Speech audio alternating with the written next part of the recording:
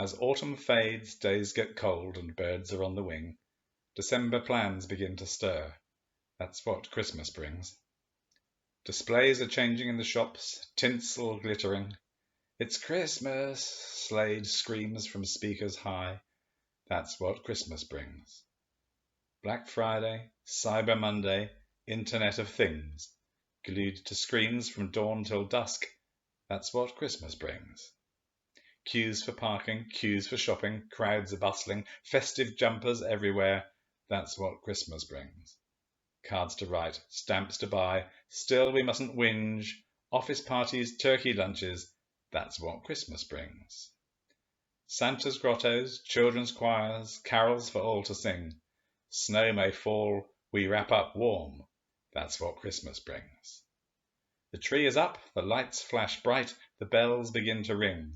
Lists of hope and promises too. That's what Christmas brings. Sleepy eyes awake first light, just as the alarm clock pings. Stockings full, I think he's been. That's what Christmas brings. Pigs in blankets, round green veg, nothing out of tins.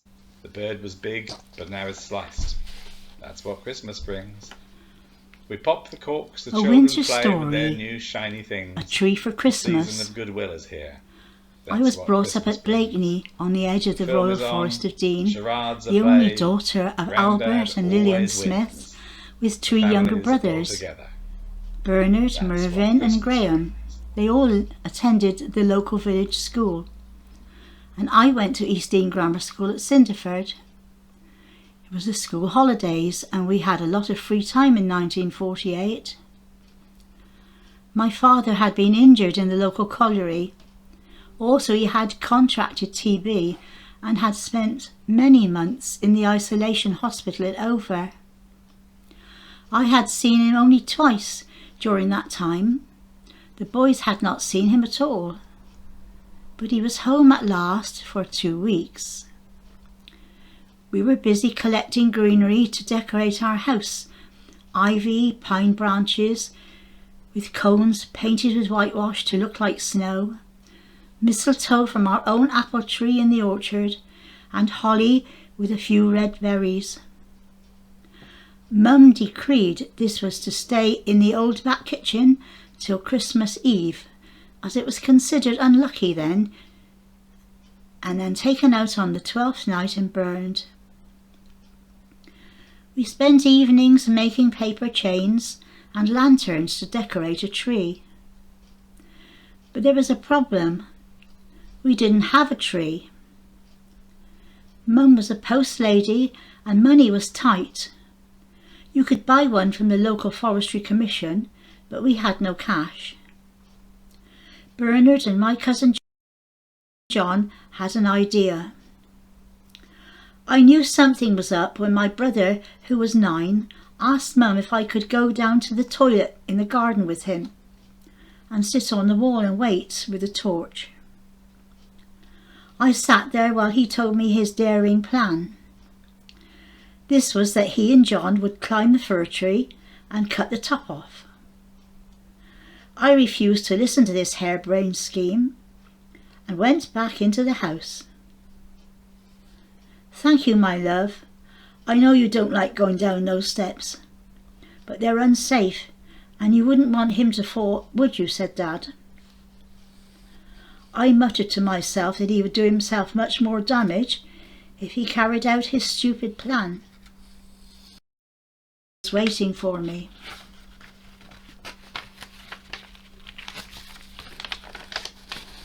Pat, we really need your help to keep watch and hold the wrappings from the handsaws. We plan to go tonight. You can say you're coming up to play cards. I was so worried as Bern was young and John was 13. He also acted head of his house as his dad had died.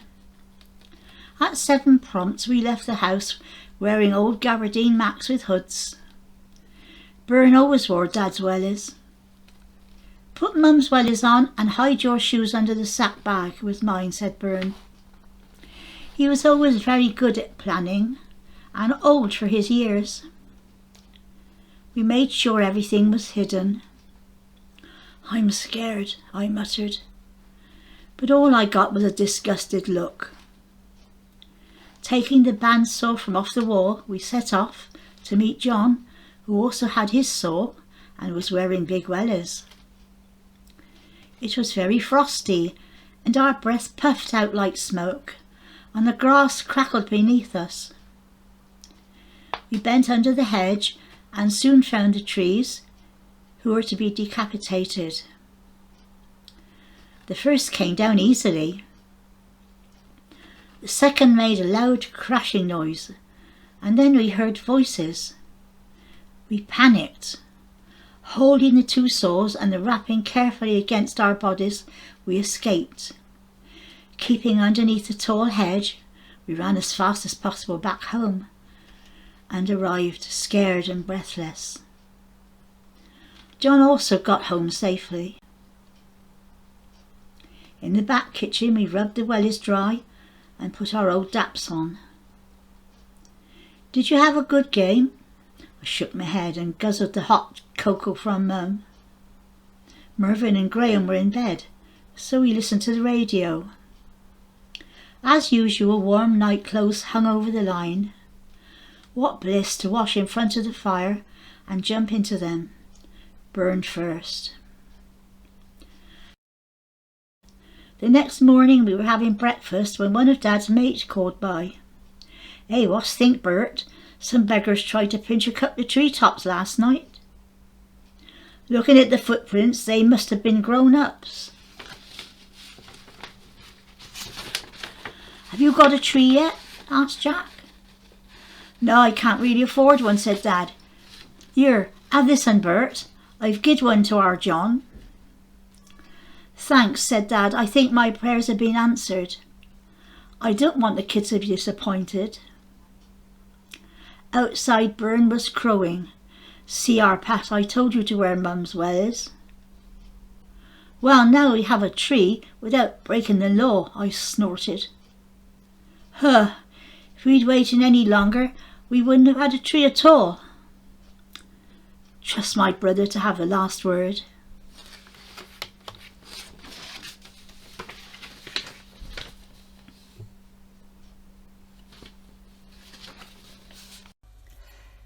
As it gets dark early and I'm back home from work feeling gloomy, looking out at the darkness, it gives me time to ponder on life and getting older. Body getting creaky, bedside cabinet filling up with a plethora of pills and potions, and a reflection that greets me each morning in the bathroom mirror that's a bit of a shocker. I find that humour is the only way to deal with this rather depressing reality, and I was inspired to write this poem one day when I counted 6 different medications in my collection and really had to concentrate to make sure I matched each ointment to the correct part of my anatomy. One morning I commenced application without my glasses, and let's just say, should have gone to Specsavers sprang to mind. I hope my poem brings a smile to someone's face. It's called The Medication Blues, and this is how it goes. At the chemist, waiting for my pills. Another prescription to take care of me ills. HRT patches, tablets and pessaries. At £9 a pop, they soon will be the death of me. At the bank, checking my balance. Approaching the counter, I'm looking askance. Where's it all gone? Where's all my loot? You gave it to Lloyd's, Badham's and Boots. Back at home, surveying my stash of medicines that used up all my cash. Swallow a capsule, down the hatch, onto my bottom, apply a new patch. And now in my bed I'm tucked up tight. Oh, my well-stocked pharmacy on my cabinet. What a sight! Who knew I'd need so many damn creams? Hello, old age. Good night. Sweet dreams. Mouse by Di Humphrey. Mouse is up to his narrow pointed ears in syrup, trapped in the place of the humans. When she first chased him, he'd run behind the radiator. When she set the cat on him, he'd run up the table leg and jumped into the tin to hide. And now he's struggling to find a foothold in the sticky mess. His back feet catch on the wooden spoon which is in the tin with him.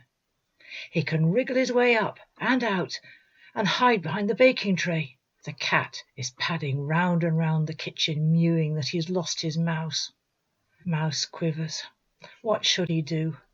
Jump onto that high shelf or into that open handbag on the chair arm there? It's all ready to bake. The voice startles him into making a move. Just in time. The baking tray is gone. 20 minutes, don't forget. A great hand comes down on the handbag, snaps it shut, and carries it out into the car. Inside the dark, safe bag, Mouse finishes licking syrup off his coat, has a short nap, and looks forward to seeing where his next home is to be.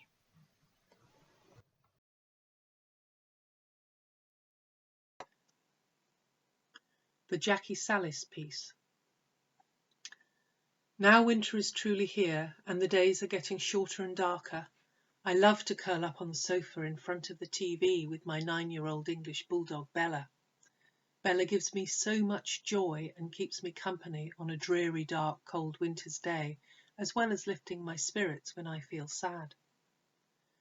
Although I often want to just hide away during the winter months, I feel it is important to connect with others, especially as winter is often a time when you can feel depressed, lonely and isolated. Therefore, I connect with others in a variety of ways. I volunteer on a regular basis for Inclusion Gloucestershire.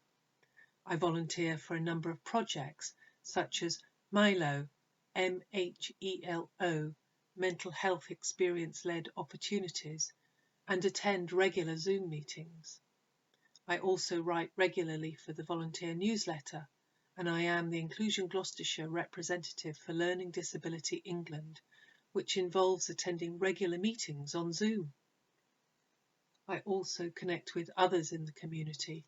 I attend one of the hubs run by Inclusion Gloucestershire and Cheltenham Borough Homes, where I get involved in a number of activities such as arts and crafts, quizzes, as well as just enjoying having a warm mug of tea, a biscuit and a chat. Finally, I connect with others in my local area, Hatherley and Warden Hill, as I enjoy attending St Christopher's Church in Warden Hill, which I find such a welcoming and warm place to cheer me up on a cold winter's day. Jackie Sallis.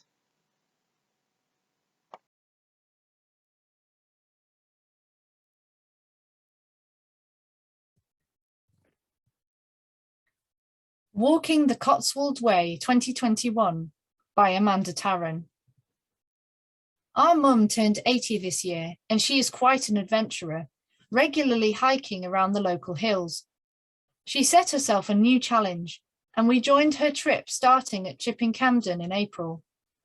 Surrounded by the pretty historic honeycomb cottages and townhouses, we made our way up Dover Hill. The aerial views are stunning of the 3 counties and beyond. We made our way into Broadway, stopping for ice creams in the spring sunshine. A few weeks later, we continued our walk into Stanway and enjoyed the wide open spring fields and Cotswold hamlets.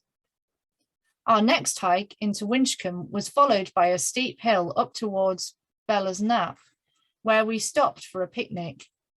We continued towards Cleeve Hill on a beautiful hot day, pleasantly surprised by many other walkers and D of E students. The wildlife reservoir was a lovely highlight, and we dropped down the hill into Dowdswell, past the reservoir and back uphill to arrive at Leckhampton Common. It occurred to us that after all the years we have lived here, we never cease to be astounded by the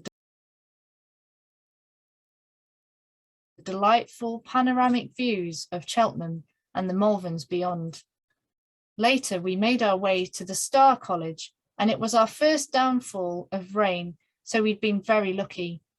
We got to Crickley Hill and sat in awe of the circumference of hills we had walked and the sheer beauty of it. Onward we trekked to Cooper's Hill and of the famous Gloucester cheese rolling. And believe me, it is as steep as it looks, and yet a sight to behold, with Painswick Beacon becoming us on,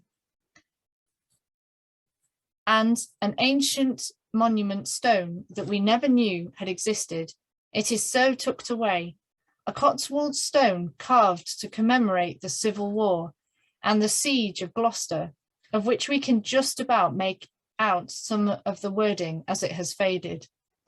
As we proceeded into Painswick town with our weary legs, we found a delicious coffee van perched on the edge of the beacon, a real find.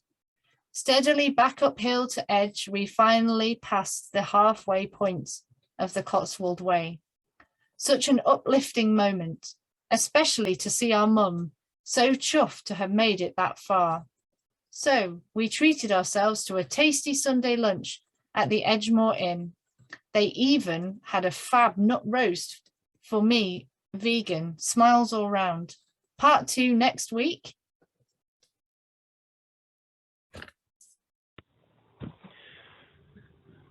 Lord, where are you taking me today?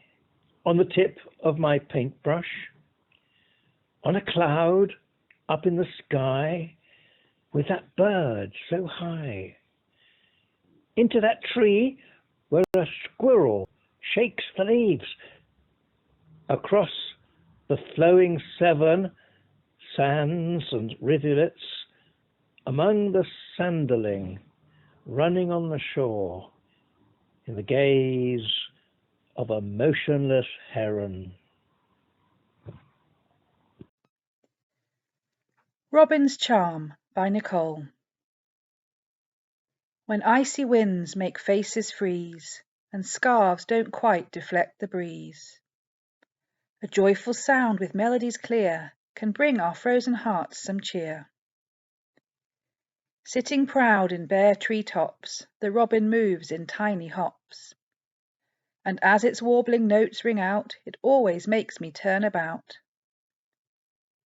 Seeing its cosy flash of red, and hearing it sing with tilted head, is my favourite part of winter time. What's your best bit, now you know mine?